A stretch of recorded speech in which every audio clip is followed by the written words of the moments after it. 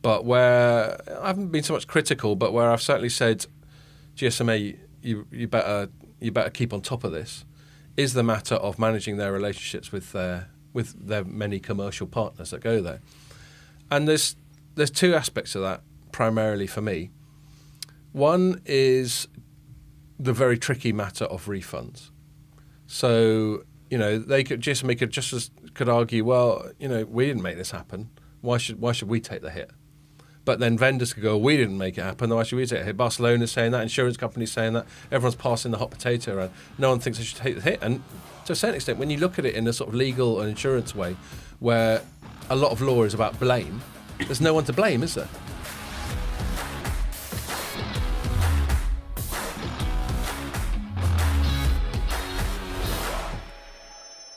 Hello and welcome to another Telecoms.com podcast. I'm joined this week as ever by Jamie, but we've got special guest Paul Nolan from PR agency CC Group, but you're a returning guest. You've been on at least one, is it two others? It's my third. Third, yeah. Okay, well, welcome back. Thank you.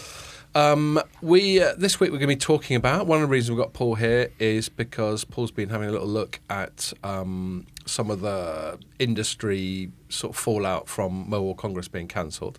So we'll talk about that.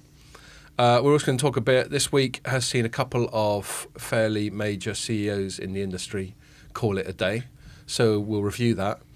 And then lastly, we're going to talk a little bit about satellites because we don't do it that often and they seem to be getting more and more investment and interest within the industry.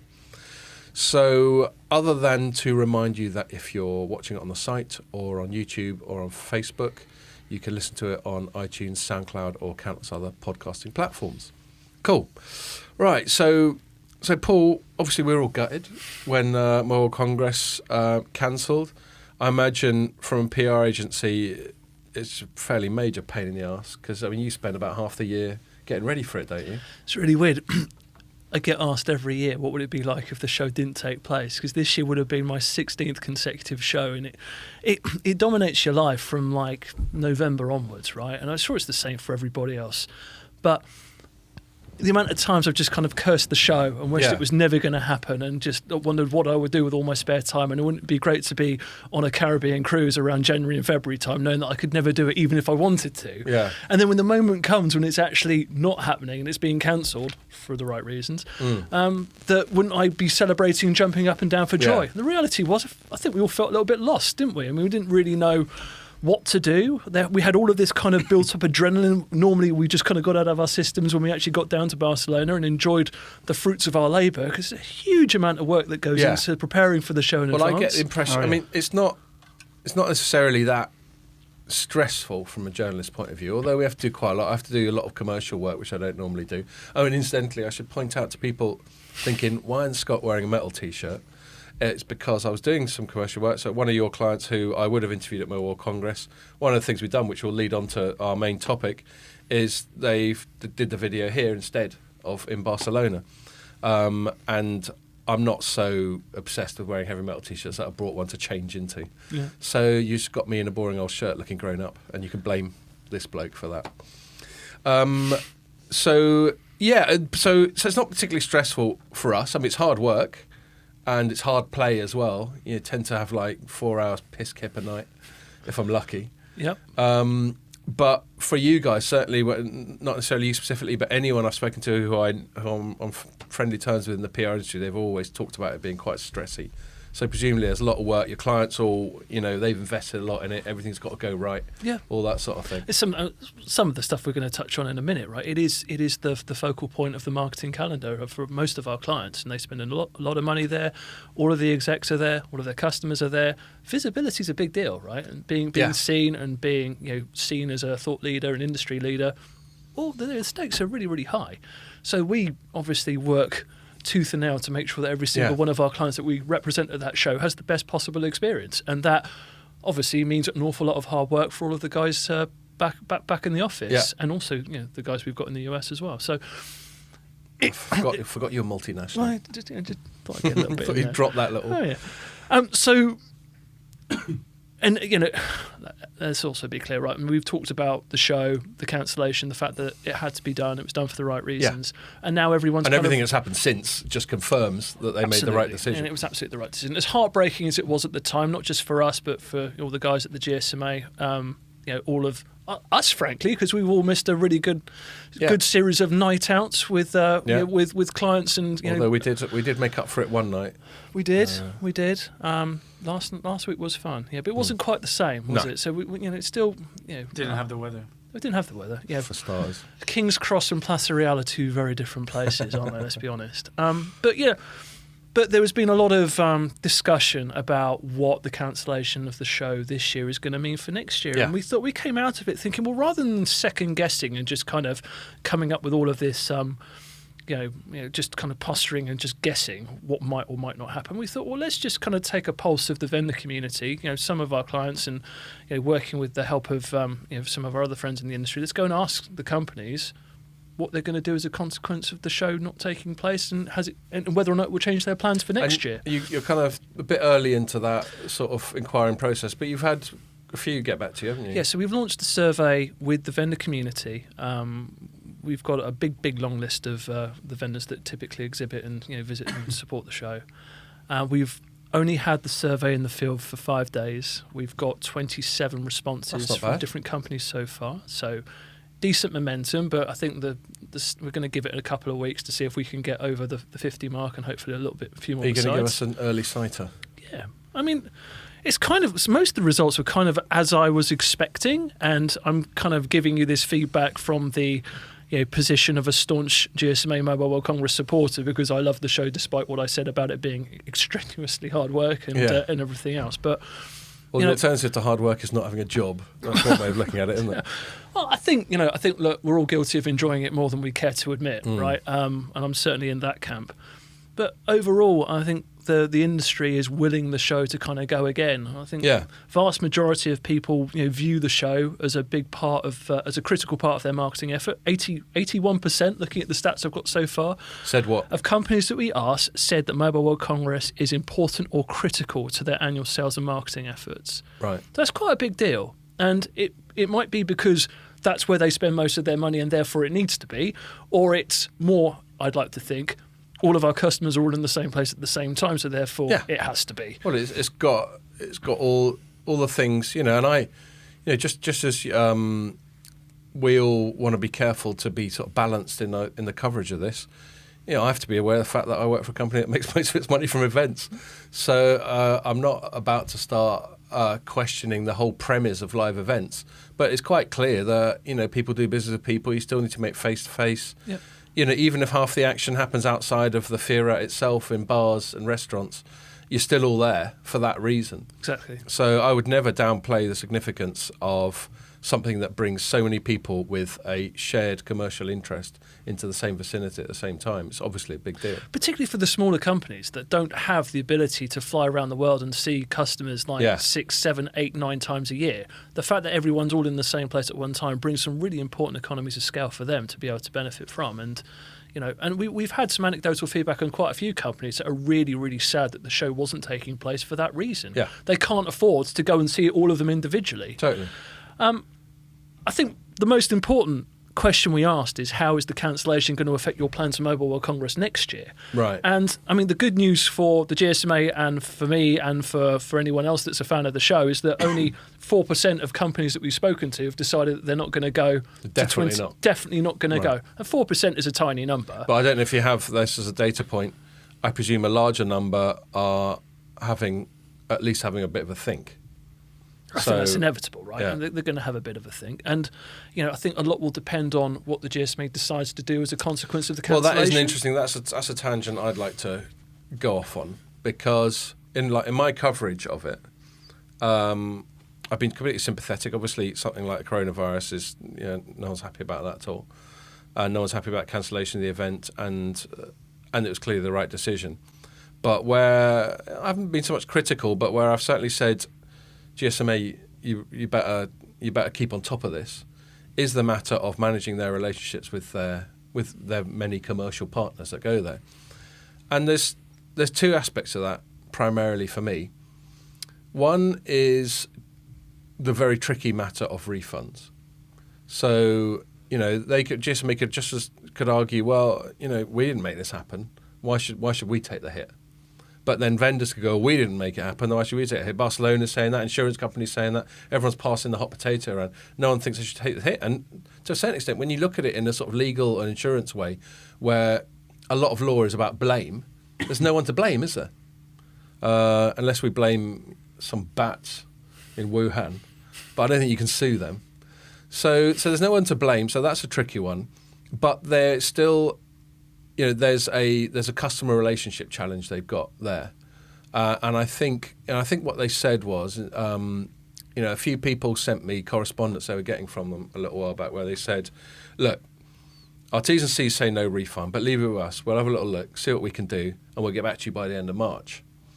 And then a more recent conversation I had, I gather that if you have already rebooked for next year, the window for you to cancel for next year and get 100% of your money back is the end of March as well.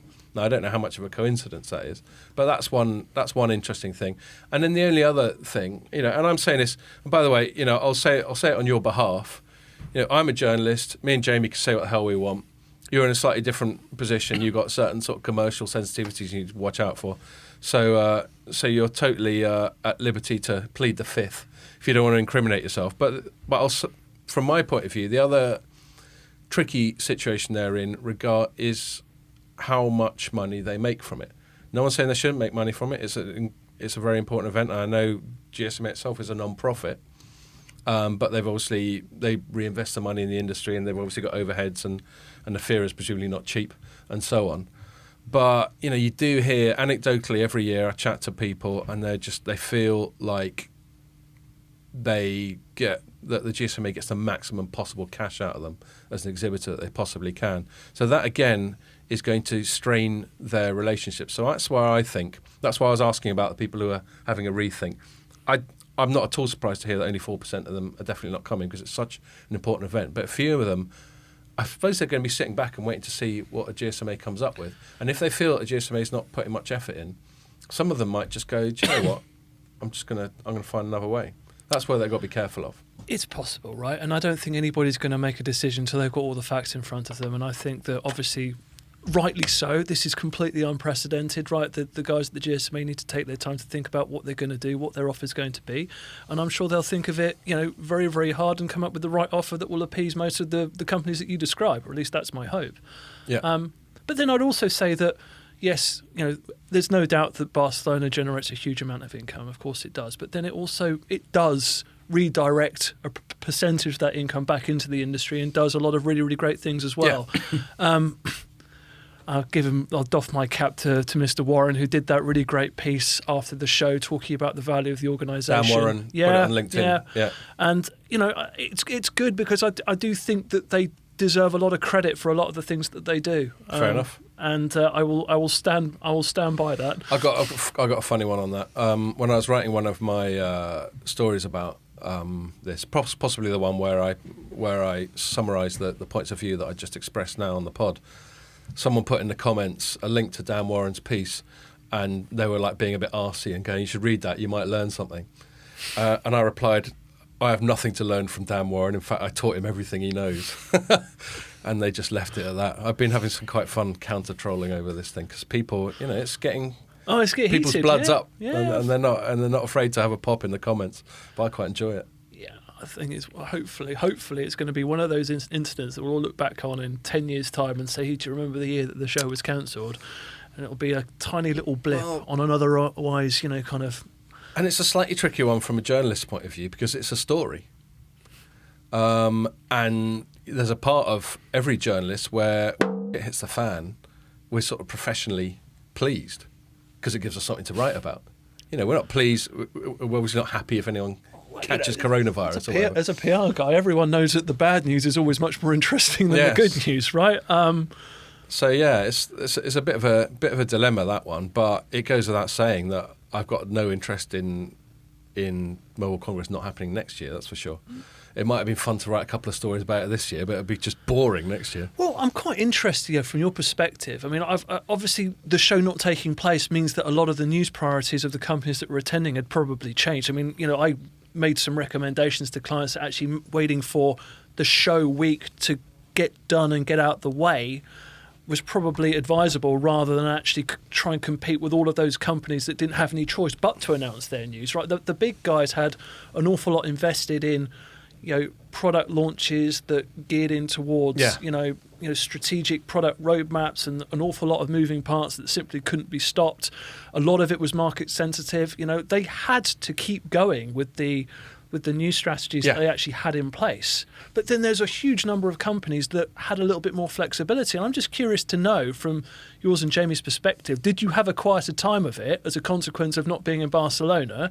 Did you get fewer releases in your inbox as a consequence? Or was it just as crazy as ever? No, personally, I'll let Jamie speak for himself, but personally, I hadn't really thought about it till just now, but thinking about it, I don't think I've got anywhere near the number of incoming noise as I would have got if the show was on the way. Do you know what the good news is? It's still going to come. It's just going to be spread out a little bit more, and it'd be interesting to see how the rest of the industry adapts to.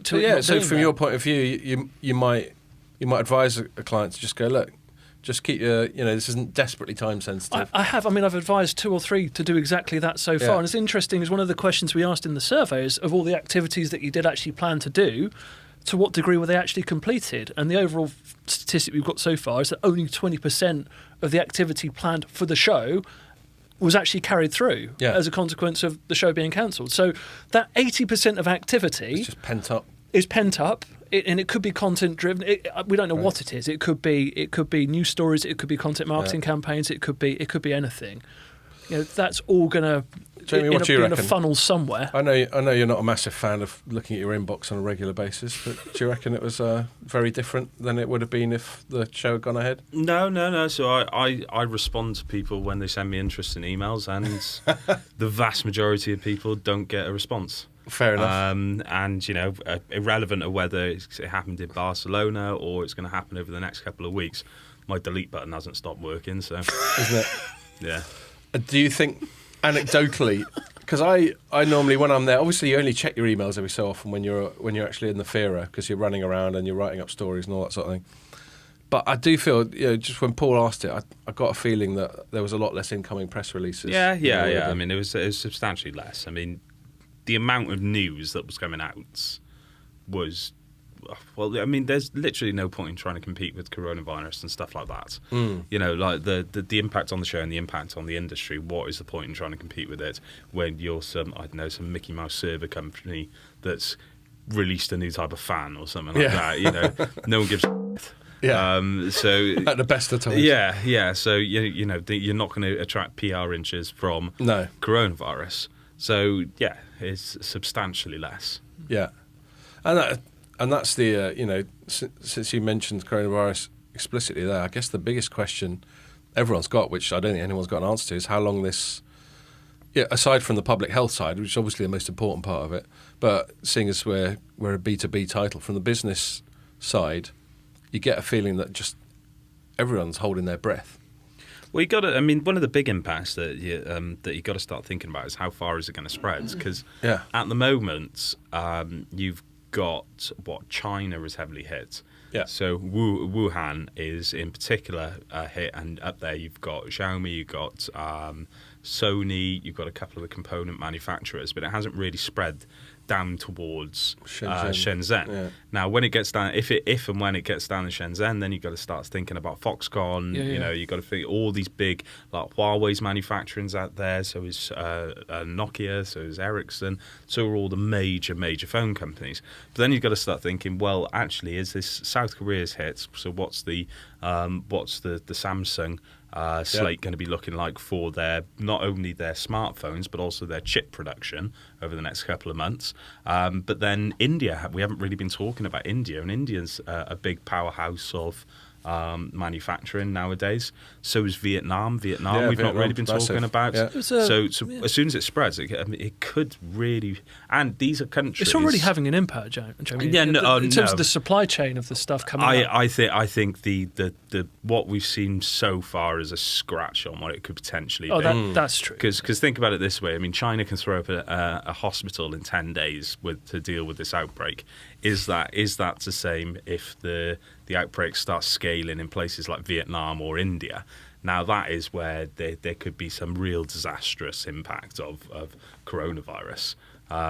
Largely it's been, aside from Iran, it's been sort of like restricted to westernized countries so far, really, hasn't it? Well, it's starting to get a bit interesting around Seattle. Yeah. There's a lot of stuff closing down, Amazon, Microsoft, all that sort of thing. Yeah. Well, I know they don't manufacture. I know that the places you describe are the manufacturing sort of engine room of the world. But, yeah. The summer's going to save us. It'll be okay. You think so? Yeah. That's what Dr. Pierre just says. Yeah. It'll be the summer. They did say that the virus can't, survive beyond, I think, 26 or 27 degrees Celsius. So, yeah. Well, do you know what? So we Fahrenheit. We dipped into this. I think a couple of pods ago, where I sort of drew upon my very sketchy microbiology knowledge from my degree. This is a wonderful tangent, by the way. It is. Well, Look at doing the PR thing and trying to get us back onto the agenda. It comes naturally. I'm sorry. And the thing is, viruses do only exist in quite a narrow temperature range, which is actually why you get a fever. That is a natural way of your body trying to elevate your body temperature to such a level that it kills off the virus. But I don't know how much air temperature affects it, because obviously all viruses like to exist at 36.5 centigrade or whatever, because no viruses like to be outside the body at all. The way this is transmitted is typically through droplets, either from direct sneezing or dirty hands or whatever, but it's got to be droplets. So I just don't know how much difference the air temperature makes. Perhaps it makes some difference as to how long the virus can exist outside of the body. And we haven't heard that much about it happening in Africa. And, Africa's certainly had its fair share of nasty things like Ebola in the past.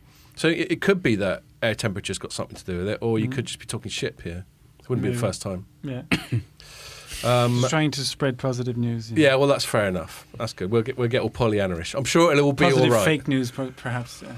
Okay, before we move it on your survey, were there any other little interesting data points, factoids, or just you personally, any sort of further thoughts on the sort of business consequences of it being cancelled? Yeah, I mean, I think only other things to add. I mean, if you ask the marketers within these vendors, right, what is the major reason of which they market and they go to the show in general? It's not about, the opportunity to meet with the likes of you, on a stand. The opportunity. I know, well, You've just crushed my world. I'm sorry. And it's a difficult thing to have to accept, but it's the truth, my friend. Isn't it the job of PR people to convince journalists that the world revolves around us? I suppose it probably is, yeah. You're asking me on a Friday afternoon. No, though. I was being facetious. Carry on, sorry. It's all about the significance of networking, right, and the importance to drive decent relationships with customers, right, and that is the absolute reason why they do it, and the whole reason they want a big splurge, in advance and at the show is to draw attention to the stand and the brand, to get people to come to the stand just or generate buzz, or have those meetings and initiate those relationships that then can be cultivated throughout the course of the year.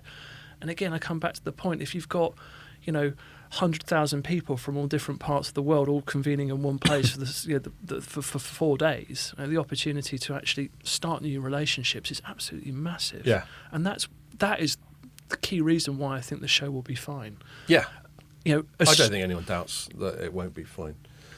It definitely will, but it it is an interesting thing. Like from our point of view, we're a digital Telecoms.com, not Informer necessarily, but Telecoms.com is digital, and we're getting some interest from people. Just thinking, all right, well, maybe we can have some kind of sort of digital conference or webinar or some kind of digital outreach. But I don't think it's like for like. I think there'll always be a place for those types of digital channels and those digital tactics, if you like. But as well as I do, nothing beats actually getting in front of people and socialising with people and having fun with people and personal chemistry and personal relationships should always be the foundation of any constructive business relationship. No, and that's where when from a journalist's point of view, when PR's done well, and I'll blow smoke up your ass and say your company is one of the ones that do it, it's because you've taken trouble to get to know us. So when an email comes in from you or one of your colleagues, I'll at least give it a butcher's. I won't necessarily act on it, but if it's just from someone I've never met, from some big PR agency that's never bothered to get in touch with me, I'm much less likely to give it a look. And it's not rocket science. That's just how it's done, isn't it? Exactly. That's my call out to the industry to take us out and get us pissed more often. Cool. Okay. Again, yes. I know. Like I need that. Okay. Moving on then. We've had a couple of big CEO changes happen in the industry. One I wrote about earlier on this week was Rajiv Suri, CEO of Nokia, is stepping down and being replaced by some guy called Pekka, who I've never heard of. Don't go there. All right. But before we talk about that, Jamie, yesterday, and I've got to admit to having only sketchy knowledge of this story because he wrote it while I was travelling, but Dave Dyson, the CEO of 3 UK, is calling it a day. So why don't you reasonably assume that I know very little about it and fill me in? Dave Dyson, CEO of 3 UK, is leaving the company. Excellent. Right, on to the next one. Why is he leaving? They haven't actually said. It's to do with personal reasons, which could mean anything. It could mean everything or nothing. But it paints an interesting picture for 3 moving forward, because I think although the obvious thing to do now is to point to Huawei and say the reason he's gone is because they went all in on Huawei for their radio access network, and then obviously the supply chain review came through, and that was an absolute disaster for them. 35%. 35% cap. So they're going to have to restructure their entire deployment strategy. Right. So that's the easy thing to do. And there's been 2 recent executives that left, a guy called Phil Shepherd, who is effectively their CTO, and another chap whose name I can't remember, but he was in charge of core technology. So that's a big loss to them, because they were the first to launch this proper sort of cloud 5G, or theoretically launched cloud 5G, cloud native 5G core network with Nokia in the UK. But I mean, a lot of people have linked that to the Huawei thing as well, but that's not true. That's a complete red herring. I don't know. Ultimately, he'd done a really good job. He wrestled a couple of extra % market share. He's grown the business by over. I mean, it might not sound like a huge amount, but he's grown it by something like 20% over 9 years since he's been in charge. And it might have been sort of like stagnant over the last 2 or 3 years. But you look at what 3 are doing now. They've got fixed wireless access proposition, which is about to challenge traditional broadband. They've got the 100 megahertz of contiguous megahertz. So theoretically, they're in the best position for 5G. Whether that actually translates to revenue and subscriber gain remains to be seen. And then finally, they've made an absolute slew of new hires in the enterprise market as well. So they're creating IoT platforms with this company called Petroleum. They might have been stagnant over the last 2 years, but where the 3 businesses now, it looks really, really encouraging. And they look to be in an incredibly healthy position. The only thing they're missing is a content play on the consumer side. Realistically, they probably need to get a partnership with someone like City Fibre or the likes of OpenReach if they were going to actually deliver like a genuinely competitive broadband proposition. Right. Fixed wireless access, I don't think is going to be competitive because they're overpriced it themselves. Remote areas anyway, isn't it? Well, you can do it in the cities. Right. You know, I think personally it's a very good thing to do to deliver the last mile. Just full stop. Yeah. Wherever. Why not? If you can actually get an antenna in a good position in your home, so the Wi-Fi comes in, and then you just have sort of like mesh Wi-Fi solution throughout the home, so you distribute the signal everywhere. Why not? You know, why is that any different from putting fibre through the last mile? So my understanding, with the usual caveat, cheaper, that I don't quicker. really know what I'm talking about, is capacity. So I think there's a certain finite number of houses. Even if you're using like 100 megahertz of spectrum, certain number of households that you could serve with that, whereas there isn't really much of a ceiling if you got fibre to the premise all the way. Well, yeah, but we're not massive We're not a massive MDU sort of a society, are we? So it's only in small MDU? multi-dwelling units. Okay. So it's only in small pockets of like London where we'd be really have to drive fibre to the basement. So suburbs, no problem. You know, so Fair enough. think about when you're actually travelling around London. Like, how often do you see these 15, 20-storey tower blocks? You know, most multi-dwelling units in London are maybe 15 to 20 flats. Well, I mean, realistically, I don't see why you can't deliver that completely over the air. Fair enough. And that's under the assumption that everyone in that block is going to be a 3 fixed wireless access customer as well. One other thing I want to say about Dave Dyson, actually, now that he's clearing off, I'm thinking back over the years. This is like going back 2 or 3 years. You remember we used to quite often write articles taking a piss out of him because he had this sort of John Ledger sort of gobby challenger CEO thing going on, and sometimes he'd stick his neck out and we'd take the piss a little bit. It's a bit like you'd be in a suit then, is that what you're trying to say? Bit like me being in a suit. Yeah. If you were a CEO of a telco, you'd be a Dave Dyson, would you? I'd like to think so. Yeah. Yeah. You've certainly got the gobby bit squared Got the gobby away, bit. haven't I you? haven't To grow a mullet. I couldn't have the Ledger haircut. Although I probably did you know when I was a student I had a ponytail? Oh, I need to see some my photos. my hair probably came down to about here. Right, Oh the my mobile God. industry needs to see the photos. I'll dig one up That's it. I'll if I've got some. I'll do you a deal. You send me the photo and I'll take care of the distribution, okay? Yeah, funny thing is now I haven't got any time for blokes with ponytails at all. So what that says about my self-image at that time. Anyway, yes, but looking back, he tried some sort of unconventional tactics. I remember once he commissioned a cartoon of the head of Ofcom, Sharon White, dressed in a superhero We costume, talked about that. because he was sort of lobbying for he's basically moaning about how much spectrum they got versus their bigger rivals. And I took the piss out of that as well. But in hindsight, you sort of think, well, fair play to him. He's trying to punch above his weight. He's trying to make a difference. And they're easy to mock, people like him in Ledger, but they are still people who are making waves. But I think the one thing things happen. The one thing you've got to take into account is what the business actually was then, and I think City Fibre is exactly the same. They're these sort of small-scale challenger brands that were trying to carve out some more market share. Now, both 3 and City Fibre have evolved to a business now where they're more than this quirky challenger that's only a small niche proportion of the actual consumers use. They're genuine business contenders, and I think that's why we've stopped seeing these quirky campaigns. They've moved on. You can get away with more if you're in a disruptor position. Yeah. If you're in a market kind of leadership position, you've got to act with a little bit more restraint, shall we say, to be taken seriously by investors and everybody else. Well, this is what you got to do if you're 3 now, because you have like 11% market share, but 11% is largely going to be younger demographics, high data intensive users who are cash conscious. Now that market is probably bigger than 11%. It's probably 25 to 30% realistically, but capturing a third of that market, pretty good going.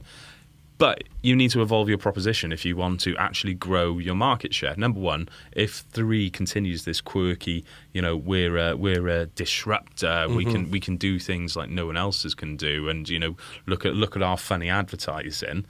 You're never going to attract enterprise customers. Yeah. Like a CTIO isn't going to look at 3 and thinking, that's who I want to run the connectivity part of my business. No thanks, we'll go for boring Vodafone or BT, please. Yeah. And then, for instance... It's true, though, isn't it? Yeah. It's back to the days that no one ever got fired for hiring Ericsson to build networks, right? It's exactly the same thing. Or the original cliches, you don't get fired for buying IBM. Because they're boring and reliable. Sorry, what were you going to say, Jim? Well, I mean, the other...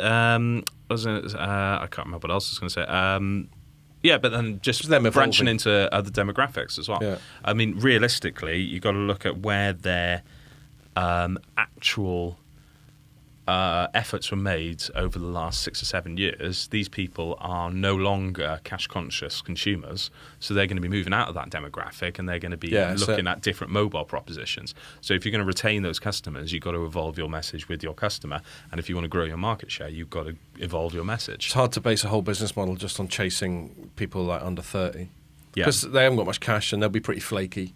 And all that sort of thing. So it's a nice demographic to have. But there's also the delusion that if you grab them at that age, you might keep them, which doesn't necessarily follow. I mean, it might work in some ways, like if bank account. I got a Lloyds bank account. I got a Lloyds bank account when I was a student. I just can't be bothered to change. But things where you're likely to chop and change a little bit more, like mobile, I don't think just because you used 3 when you were 21 doesn't mean you can use it when you're 41. Right. I wouldn't have thought. And I'll just talk quickly about Nokia, mainly because last week we covered it a fair bit, and we sort of just slightly missed the boat, didn't we? We had a big old chat about Nokia, and then sort of by the time we were publishing the thing on the Monday, the bloke had already thrown in the towel. Never knowingly caught out? Well, what can you do? It's just a fluke of timing. It's just because we recorded it on Friday today, and then we don't publish it till the Monday. That's just one of those times where if we turned it around in the same day, if Pierre wasn't so lazy. You think Nokia would have more regard? Serious? I always say. Just messing with you. I was just messing with you. Oh, you should have seen his face. Anyway. But yeah, all I want to reflect on with Suri, we had a few people in the comments, sort of ex-Nokia people, bitching and moaning about him. But it's worth reflecting on what he has overseen. So I remember I was covering Nokia when I was a smartphone analyst, and basically the iPhone and Android just came along, and Nokia had gone from being absolutely preeminent in the mobile phone market and the smartphone market. Don't forget, Symbian had something like 60+% global market share, and then about another 20% was BlackBerry. Yeah. That's only 10 odd years ago. It's amazing how things change. Actually, I saw an old geezer using a BlackBerry on the train the other day. It's like, I felt like it was in a time warp. Paul uses one, Paul Miles. Right, yeah, bless him. One of the new ones. Yeah. Anyway, yes. And basically, so that was a time when they were, for a while, their primary business was handsets, but they always had this NSN, Nokia Siemens network joint venture thing going on. And then they also had HERE, which was a product of them buying a massive map company called Navtech back about 15 plus years ago. And then they had one other bit that I can't remember. And basically they got rid of all of it except for the networks thing. And he was the networks guy, even back then, even when Stephen Elop was there, massively mishandling the whole handset side of things. Yeah, that was a car crash. Thanks to the wonderful Microsoft tie-up, which was... I know. What a great decision that was with hindsight. Well, and yet Microsoft ended up getting rinsed because they still dropped about 5 or 6 billion on Nokia handsets and ended up literally within 5 years writing the whole thing off. That's right. On an accounting basis. Remember the days of the Lumia when we always used to get excited when that was launched? And it was the Microsoft tie-up, and it was the initial launch that heralded the future of the company, and it was all mothballed within 3 years or so, wasn't it? The metal frame, I remember, it was so heavy. Yeah. Well, I mean, Nokia was always pretty good on industrial design. I can remember looking at a chart around about the time this inflection point was happening 10 or so years ago, where Nokia's R&D compared to Apple's R&D was like 10 to 1. But the problem was, and what they were very slow to adapt to, and I can't actually blame them for it, is what defined that era was the operating system. It wasn't the R&D on the hardware. If you had the wrong operating system, you could have a thing that grows wings and flies around the house and makes you a cup of tea. Wouldn't matter. All people cared about was the new wave of properly intuitive touchscreen interface, which was only provided by iOS and Android. Mm-hmm. So anyway, but none of that was Rajiv Suri's problem. He's always a networks guy. And so he oversaw the transformation from Nokia into this very varied company we're talking about, into a networking specialist. Then he oversaw the acquisition and integration of Alcatel-Lucent, where the jury's still out as to how successful that was, but you can see the vision. And then he's been there right up until now, overseeing that integration and then the start of 5G. Now, if we assume, I mean, like their press release is a bit like what Jamie was saying with the Dyson one, where they don't give much away in the press release. His one almost sort of implied that he got a bit bored and he just fancied doing something different, which is a bit implausible, isn't it? Spend more time with his golf clubs or whatever. But if we assume that the board just went, look, Reggie, thanks for everything, but it's time for some new blood, then I think the reason probably will be what happened in their Q3 earnings, where they basically had to fess up that they've fallen behind, especially on the 5G RAN side of things. And one of the reasons they had was they were distracted by the Alcatel-Lucent thing, which is kind of inevitable. I mean, I think the integration of it was done quite quickly for such a massive bit of M&A. I don't think it did a bad job, but it's still a massive distraction. Another thing which we chatted about last week, is which Ian was mentioning, this FPGA, this field programmable gate array, which is basically a type of, because they're quite big on silicon. Like Ericsson doesn't really go on; they don't design their own chips, and even Huawei. I mean, you hear about their chips for phones, but you don't really hear about their chips for networking gear. Whereas Nokia makes a real virtue of that. And they went big on this field programmer, which means that we sell you a chip, but then even once it's installed in your network, you can still dick about with the chip. That's what field programmable means. It means you can dick about with it. And that, I didn't know you were so technical. There we go. And that apparently hasn't worked, not because being field programmable isn't a desirable thing, but it's expensive. And it turns out a lot of people would rather have the cheaper single function sort of thing. And like earlier on this week, I won't get into it, that they've announced a couple of chip partnerships, which seems to be a sort of concession on their part that they need help on the chip side. So that's what I think he's probably, that's probably what did for him. But I think on the whole, and you know, judging by the comments on the story, a lot of people who read Telecoms.com won't agree with me. I think on the whole, he didn't do a bad job. I don't think it's one of those ones where you just go, oh, thank God they got rid of him. He was a nightmare. But having said that, he'd been there quite a long time. It was probably time for some fresh blood. And it's a critical time for the business. If you think what's happening with their major competition, you know, territories like the US, you know, they've got some significant gains that need to be made. Yeah. You know, the opportunity is massive, and if there's the slightest doubt that they haven't got the right man at the helm, then the shareholders are going to act extremely quickly. And I think there's probably a lot to do with the decision that's been made.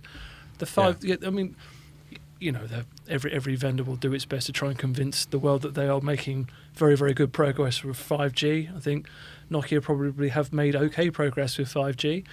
But whether or not they've made enough progress, and we'll never know, because you know, the people within the business will be able to tell you that. But you can look at things like Deloro's market share numbers, and they're not great for them. So yeah, I think especially on the radio side, it's easy to assume that. So they got to turn that around sharpish. Yeah. And they've got some new people in who seem to know each other. They've both got past history at Nokia, and they've also got past history at some Finnish utility whose name escapes me right now. So they obviously know each other well. So that'll be the new chairperson or chairwoman, and the new CEO should be a real double act. So the ball's in their court. And you know, if in a few years' time things haven't improved, they got no mitigation, they got no excuses. Always quite enjoyed listening to Rajiv speak, I have to say. You know, whenever I've been around on the keynote scene with other clients, he always, I mean, I don't think it ever came particularly naturally to him, and he was always surrounded by a massive entourage Right. of people every time he did stuff. But you could see how hard he was trying and how hard he works. There's no doubt about it. This guy was like full on all the time, and you know, I hope to see him in a different role in a different company in the not too distant future. Yeah, well, he's certainly got a fairly strong CV. Absolutely. But there aren't too many other networking companies he can end up in. Exactly. So that which does seem to be his core thing. But let's see how it goes. Maybe he'll end up somewhere like Cisco or whatever. Who knows? Pretty confident he can afford to retire if he chooses to. Well, there is that. But that's the thing. You don't get to be a CEO. Yeah, CEOs don't retire, do they? They'll be getting into their 70s. They still keep going. Look at serial non-exec. Look at US politics. 30 They're all about companies. 70 odd, aren't they? You have to be 70 to go for president these days, Yeah. don't you? Okay, so yeah, I think we've been banging on for a little while. So yeah, I'll better move on to the last thing. This isn't necessarily one particular story, although there was a story about a partnership with Rakuten and Vodafone. But Jamie, you've been sort of contemplating the interest in satellites as a technology and as a focus for investment. So why don't you tell us a bit more about that? Yeah, it's more just something I picked up over the last 2 to 3 months, really, is that, you know, satellite and sort of like connectivity, delivering connectivity through the skies is sort of back in fashion. Back in. Yeah. When was it in fashion? Well, I mean, If do you want me to be mean? You never normally ask permission. I don't remember having Sky TV, so you guys would definitely have had Sky TV. I never had it. You mean Sky delivered by satellite? Yes, satellites. So fine. You're really old. I'm young. That's all I've got for the moment. I'm tired. So, I think 4 years between us. I think. How old are you? Is it? 39. Are you? Yeah. 4 years, 6 years. Right. 6 years. All right. And I'm younger than both of you. Anyway, so Jamie's saying it's back in fashion. Are you saying that you never thought it went out of fashion, or you never thought it was in fashion? What was the reason for that query? Not so much. I mean, satellite for broadband, or satellite for broadband in terms of filling in the not spots, or satellite for TV. Well, I guess in general, has there been a time? Well, there were satellite phones as well. Satellite phones talking about were like a mainstream thing use before. cases, and a satellite phone is something you used to get if you were on a cruise ship or something like that. Satellite connectivity via phones was big before cell phones came in. I mean, they were very, very big. Jurassic Park, So. Yeah, I'm being a bit flippant. Oh, sorry, James. Sorry. But what I meant, satellite broadband and the whole, the whole premise of putting satellites in space to deliver this connectivity was ferociously expensive right back when, right? So you needed to come up with these really niche use cases that would actually make it pay. And now the actual mode of delivering satellite broadband has got so much cheaper, and you said yourself, Scott, they've been scaling down these satellites to make them so small that they're like the satellites the size of drones. All of a sudden, they are good to deliver connectivity to so many different things in so many different places, and therefore you are seeing more opportunity to actually invest in that type of technology. Is that the vibe you're getting from when you've been looking at it? Well, you got to think about. Well, the reason it's being considered is that it's financially viable now. But I think there was always the telcos always wanted to invest in satellites.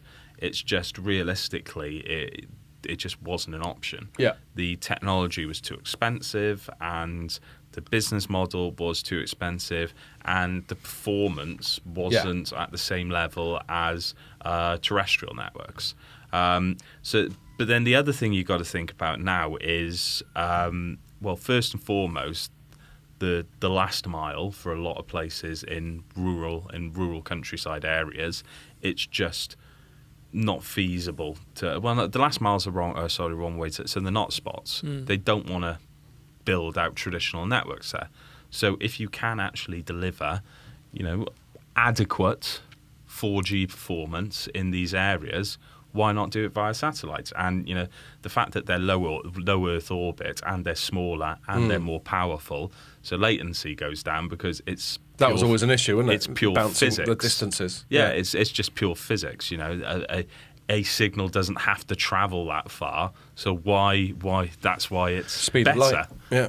How easy is it to move a satellite in terms of where it is in the particular, in orbit? I mean, I'm not a scientist, but they always I'm even more ignorant about that than I am about most other things. They always talks about the cost of putting base stations in the countryside, right? And it needed a certain commercial, it needed an ROI in order to be able to make it feasible or not. I'm just wondering, once it's there, it's quite expensive to move it, right? And it's quite.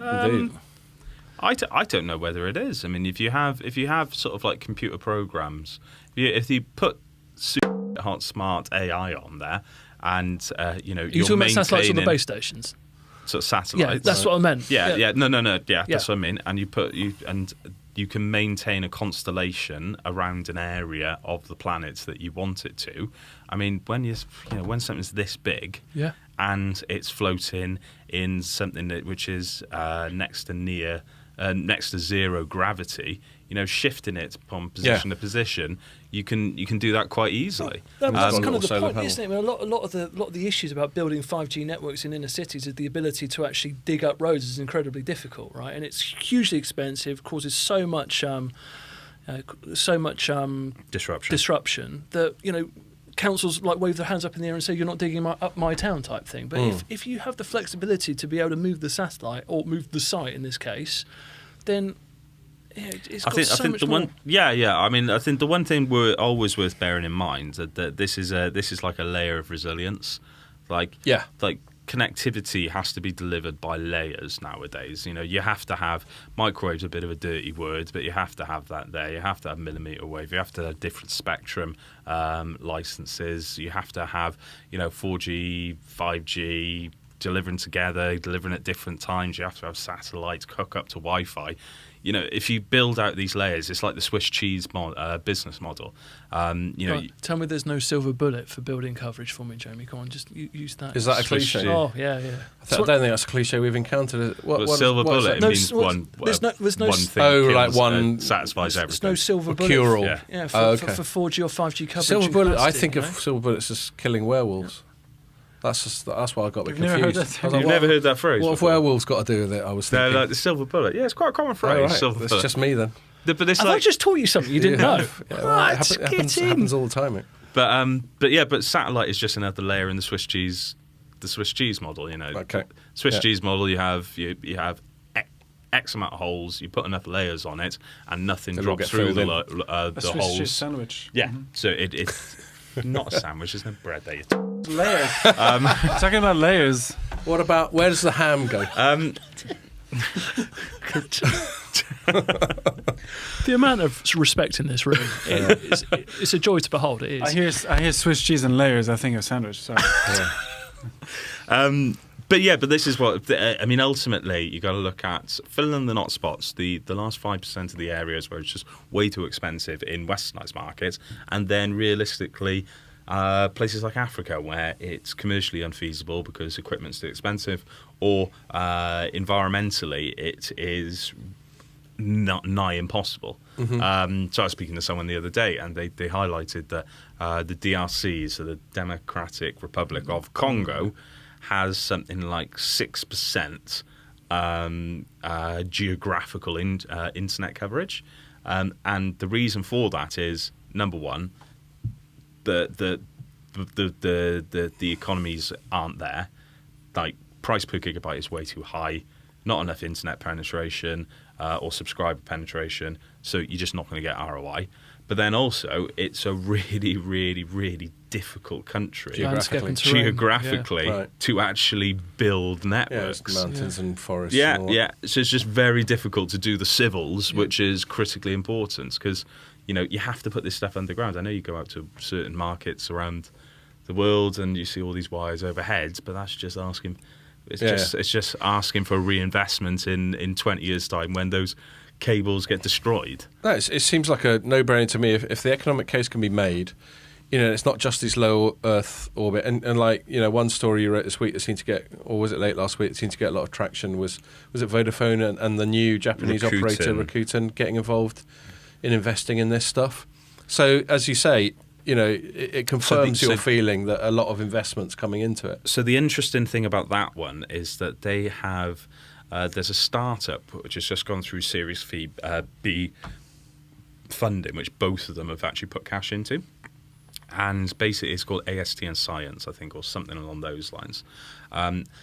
And what they say is that they can deliver through this proprietary technology that AST have created, satellite connectivity to any device, not devices that have antennas specially configured for satellite connectivity, but they can drive towards any 4G or 5G device on the market. So that is, if that is true, that's a very, very interesting bit of technology. Pretty disruptive, isn't it? A value multiplier, if you will. There we go. Is that another thing that I need to know? Yeah. Does it involve? Line them up. I'll keep knocking them down. Does it involve silver bullets at any stage? Silver bullets and value multipliers. Yeah. Are there any other business metaphors that are to do with killing supernatural baddies? Like, is there a driver stake through your heart or something like I that? don't know. Okay, well, I'll leave that with you. Yeah, if you come yeah. back to me on that, that'd be great. Okay. All right. Yeah. So the only thing I want to reflect on very quickly before we wrap up, seeing as we mentioned Rakuten, is it's worth mentioning that this week they launched their new tariff. So they're a disruptive greenfield Japanese operator. They've come in, built a network from scratch, all the latest bells and whistles, the virtualization, this, cloud, that. Seriously cool company. Yeah. Yeah. Only it's the only virtualized market network on the planet. Is it Fully just virtualized. Fully virtualized. fully? So they're like a shop window for all this stuff we've been banging on about for years. Yeah. They're actually doing it. It's proper. It's proper. And then they've also come in and come up with a tariff where you get unlimited, air quotes, for something like 3,000 yen a month, which apparently is about half of what people like SoftBank, NTT, and what's the other one called? Forgot what the NTT, other SoftBank, and KDDI. KDDI, there we go. About half what they can offer. So that's really disruptive. That's up there with people like Geo, because they're also offering for the first 3 million customers, and I think Japan's got a population of about 100 million or so. Anyway, Yeah, it's huge. Yeah, it's more populous than you might imagine. But the first 3 million customers get their service for free for a year, and it's unlimited. Now, the reason I do the air quotes is once you look into it and the various asterisks and stuff, it's only unlimited if you're on Rakuten. Now, Rakuten right now has only rolled out to sort of about 3 major cities. So, and then as soon as you have to go off their network on someone else's, obviously, then you're paying, all those Termination fees. Yeah, all those usual extras. So that's a bit of a big asterisk, as far as I'm concerned. Are you crying gimmick on that one? Well, I just Got you talking about it, though, isn't it? it just makes you wonder if Japanese punters, let's say they don't look beyond the asterisk, but then suddenly they get a bill, and they were one of the first 3 million. They thought they were getting it for free. Then they're going to get the arsehole, aren't they? So it might blow up in their face, but that's not to in any way detract from what is undoubtedly a very advanced and ambitious network, and B, an aggressive pricing policy. But they might have launched it a bit early if they're going to be making all these promises when they've got such limited coverage of the country. That's all. But that's going to be a really interesting one to watch out for. And obviously Japan's a very mature economy. The thought, we were talking about 3 earlier, but the thought of a brand new operator launching in the UK and looking to disrupt, that'd be fascinating. So anytime this happens, just like with Geo in India, just like when, is it Iliad in Italy? Mm-hmm. The Free? And France. Yeah, just like when Free launched in France and then Italy. It's always interesting when you get a new entrant looking to shake things up a little bit. Yeah, I'd say good luck to them as well. Trying to do something entirely different. But it's always markets where competition is low.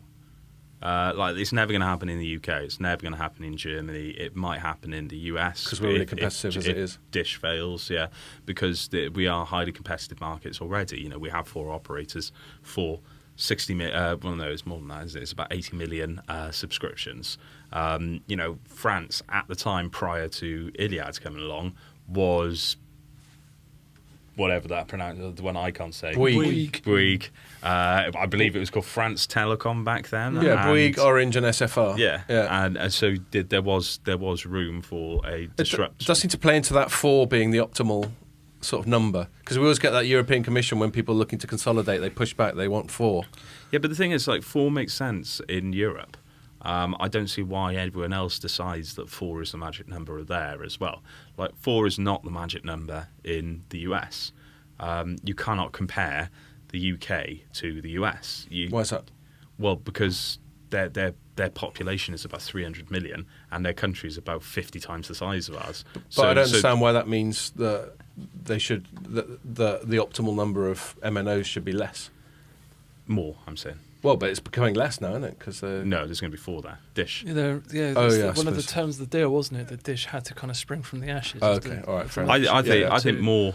I mean, arguably, you just got to look at the pricing. So you're saying they could do with 5 or 6? They could do with more. Yeah. I think okay. the bigger the market, the more competitors you need to have. Inevitably, it comes down to who you're asking, doesn't it? Because there's an awful lot of economists that would argue that actually having 4 is not good for the market because the levels of revenue are throttled and therefore investment into the infrastructure is less. Yeah.